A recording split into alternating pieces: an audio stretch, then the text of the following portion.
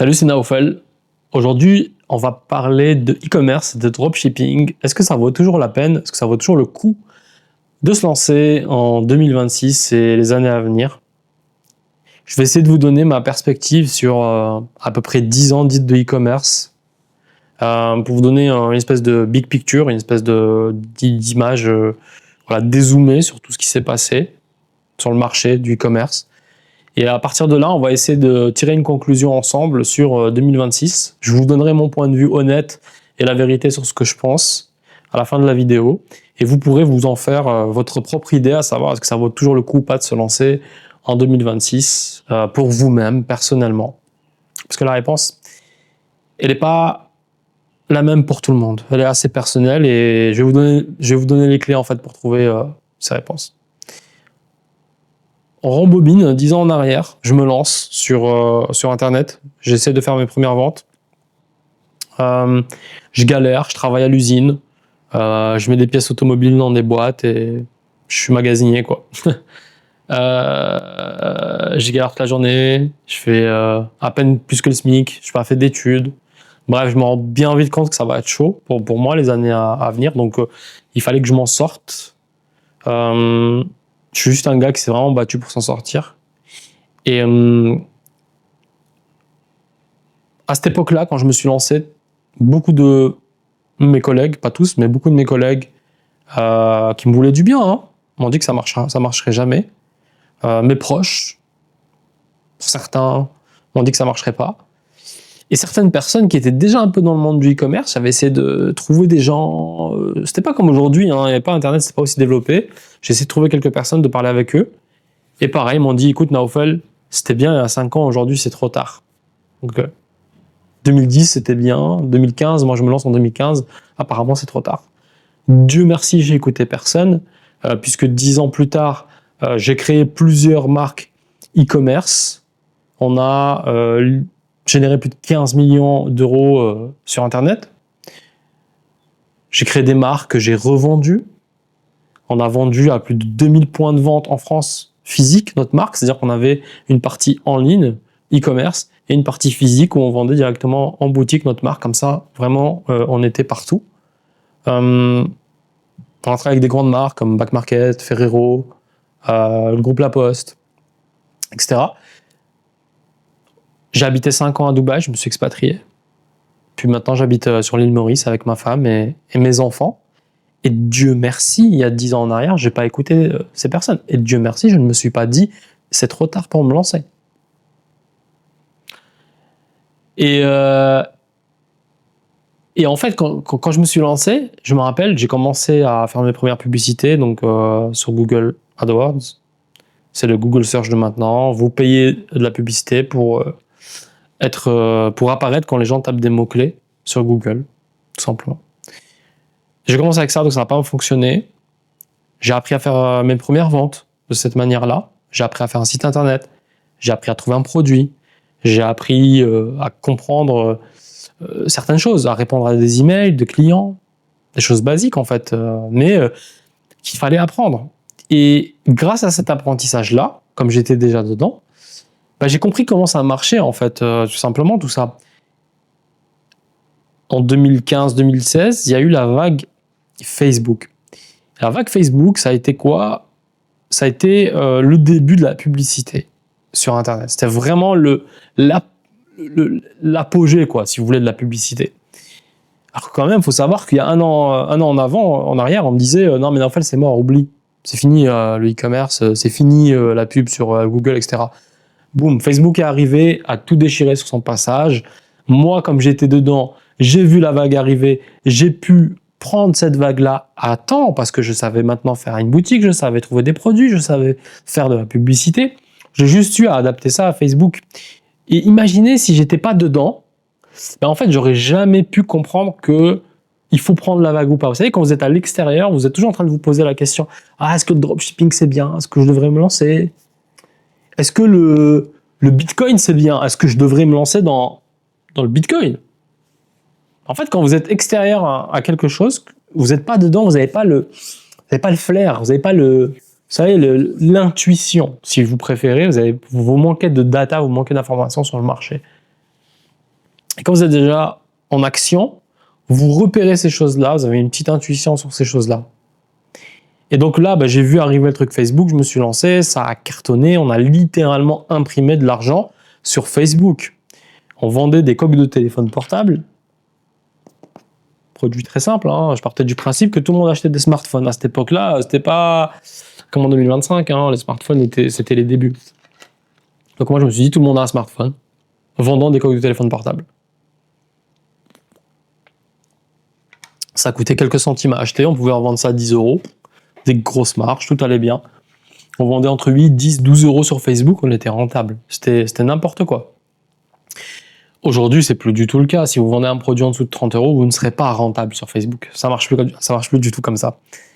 Donc on a fait pas mal de cash comme ça.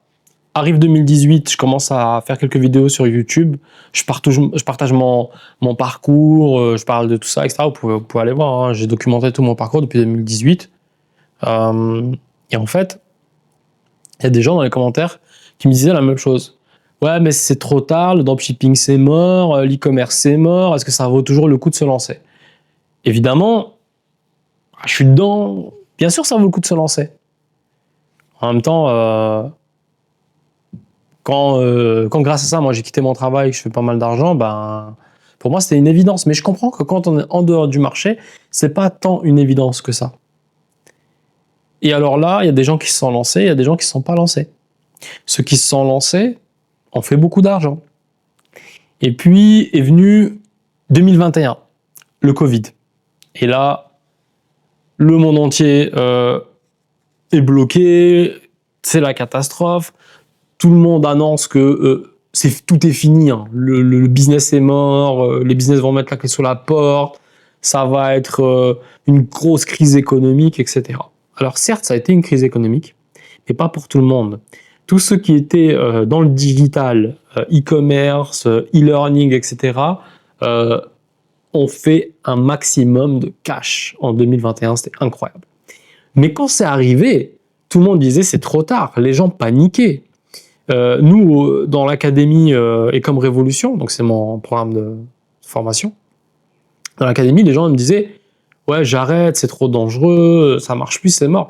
Moi, je disais, écoutez, je sais pas lire l'avenir, mais il faut rester fort, il faut rester dans le marché, et il faut écouter le marché. Il faut toujours avoir un thermomètre dans le marché pour savoir qu'est-ce qui se passe. Ne jamais sortir complètement, toujours être un peu dedans.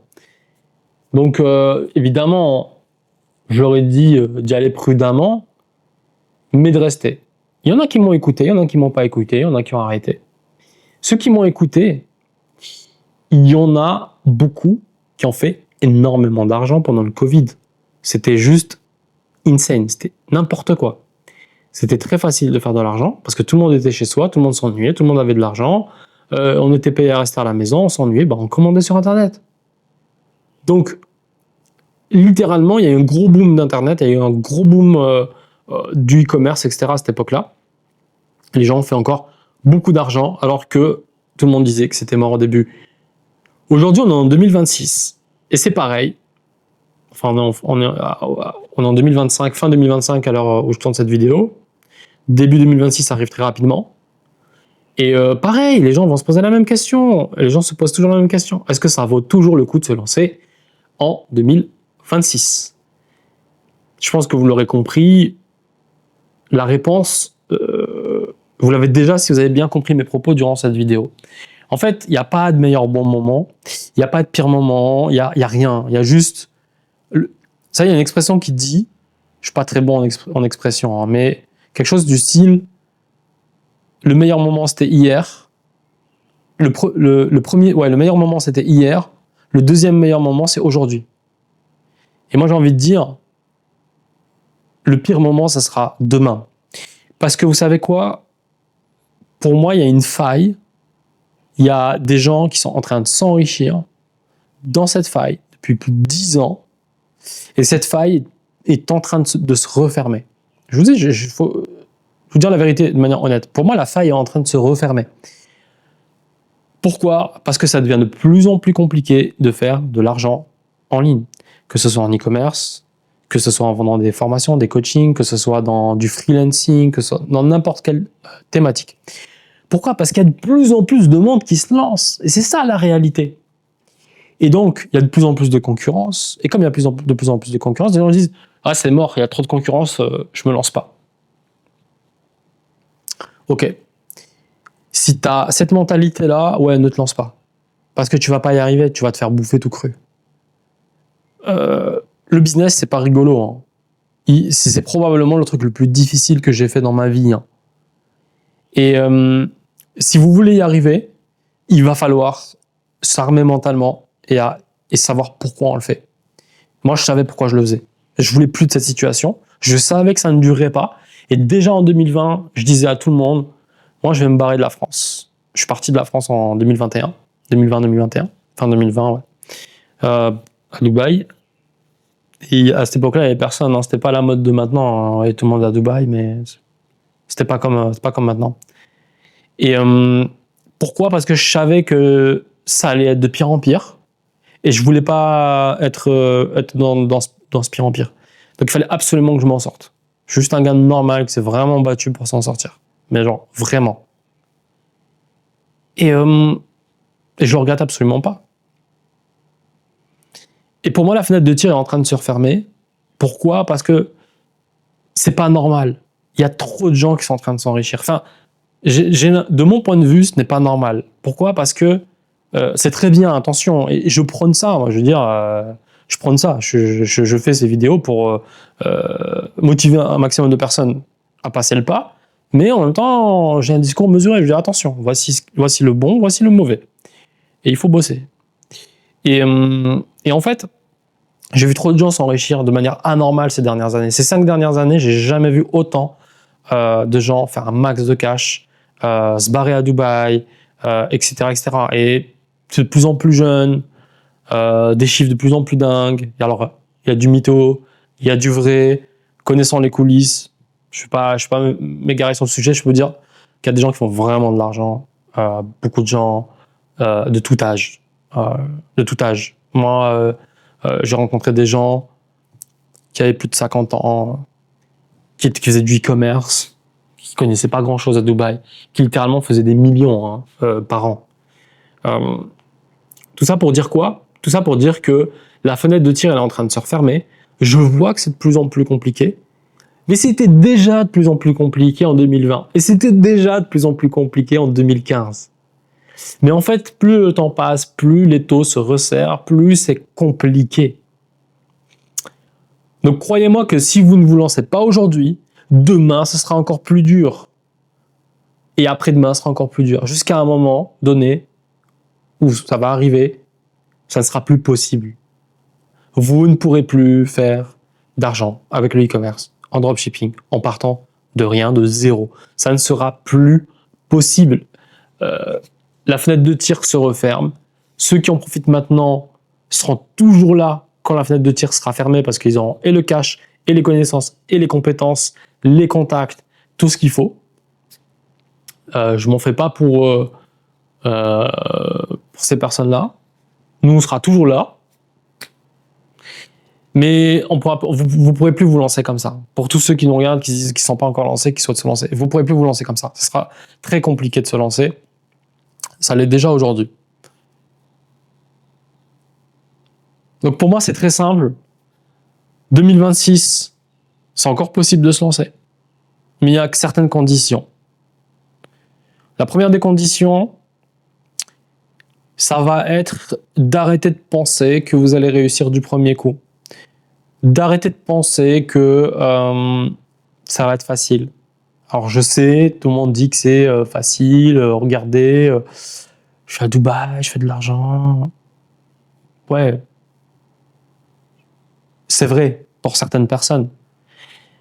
Mais la réalité, c'est que la majorité, 80% qui souhaitent se lancer, je pense que vous avez peut-être entre 25, 45, 50 ans, vous êtes salarié, vous voulez quitter votre travail, vous avez des enfants, vous rentrez, vous êtes fatigué du travail, vous en avez marre de votre boulot, peut-être vous êtes entrepreneur, vous avez une boîte, je sais pas moi, dans le transport ou des choses comme ça, vous êtes chauffeur, vous êtes dans le soin, Voilà, des métiers, monsieur et madame tout le monde en fait, des gens normaux.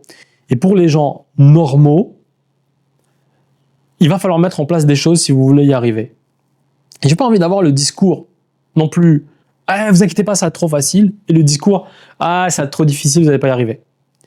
En fait, il y a un entre-deux, et ça va dépendre de vous et de votre acharnement. Je le sais parce que moi, j'étais à votre place et c'est pas facile en fait. Donc la première des choses, c'est arrêter de penser qu'on va y arriver comme ça du premier coup. Très peu vont faire ça, très peu, c'est pas la majorité. Il faut prendre ça comme un vrai business. Il faut arrêter de regarder le e-commerce ou le dropshipping comme, vous savez, comme le petit truc qu'on peut faire sur Internet où on peut devenir millionnaire. Non, c'est un vrai métier, c'est un vrai business, c'est une entreprise que vous créez. D'accord ? Vous créez une vraie entreprise. C'est pas parce que c'est virtuel qu'il faut pas respecter ce que vous faites.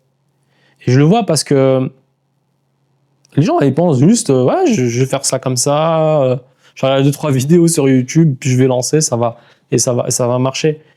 Mais c'est pas comme ça que ça fonctionne. En fait, il faut que vous raisonniez de la même manière que si demain vous décidiez d'ouvrir un restaurant. Demain, si vous décidez d'ouvrir un restaurant, vous allez prendre ça très au sérieux. Vous allez y mettre de l'énergie, de l'attention, vous allez prendre des risques, vous allez bosser comme un acharné, vous allez investir de l'argent et vous allez être très sérieux dans votre projet. Le e-commerce, c'est pareil. Si vous ne faites pas tout ça, ça ne marchera pas. Je sais qu'on veut vous faire croire que c'est hyper facile. Dans une certaine mesure, ça peut l'être.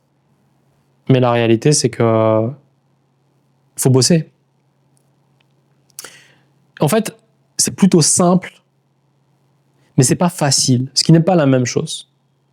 Ce qui n'est vraiment pas la même chose. Et donc, moi, ce que je vais vous recommander aujourd'hui, ça va être de vous demander est-ce que vous voulez vraiment faire du e-commerce ? Est-ce que c'est fait pour vous ? Est-ce que vous avez envie de vous donner les moyens d'y arriver ? Combien de temps vous donnez ? Combien vous voulez investir dans ce business-là ? Combien de temps ? Combien d'argent ? Quand je dis combien, c'est combien de temps ? Combien d'argent ? Quel est votre niveau d'énergie à mettre dedans ? Faites pesez le pour et le contre. Et à vous de décider si c'est le meilleur moment pour vous ou pas de vous lancer. Tout ce que je peux vous dire, c'est que plus vous attendez, plus ce sera difficile.